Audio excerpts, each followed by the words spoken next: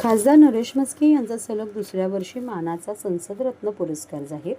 आपल्या अभ्यासपूर्ण भाषणांनी महत्त्वाच्या विविध मुद्द्यांवर तसेच अर्थसंकल्पावर, सरकारच्या धोरणांवर बाजू भक्कमपणे मांडून संसदेसह देशाचे लक्ष वेधणारे, विविध विभागांवर प्रश्नोत्तरे विचारणारे, संसदेतील उपस्थित अव्वल असणारे ठाणे लोकसभेचे खासदार नरेश म्हस्के यांना सलग दुसऱ्या वर्षी मानाचा संसदरत्न पुरस्कार जाहीर झाला आहे. आपल्या खासदारकीच्या पहिल्याच टर्ममध्ये नरेश म्हस्के यांना पहिला संसदरत्न मागील वर्षी पुरस्कार प्राप्त झाला होता.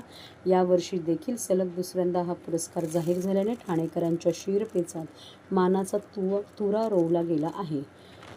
संसदेत आपल्या अभ्यासपूर्ण आणि धडाकेबाज भाषणांनी विरोधकांची झोप उडवणारे खासदार डॉ. श्रीकांत शिंदे यांनाही दुसऱ्यांदा संसदरत्न पुरस्कार जाहीर झाला आहे.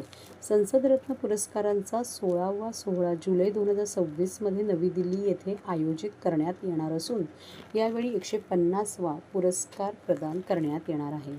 संसदरत्न पुरस्काराचे संस्थापक प्राईम पॉईंट फाउंडेशनचे श्रीनिवासन आणि संसदरत्न पुरस्कार समितीच्या अध्यक्षा प्रियदर्शनी राहुल यांनी पुरस्काराची घोषणा नवी दिल्ली येथे केली.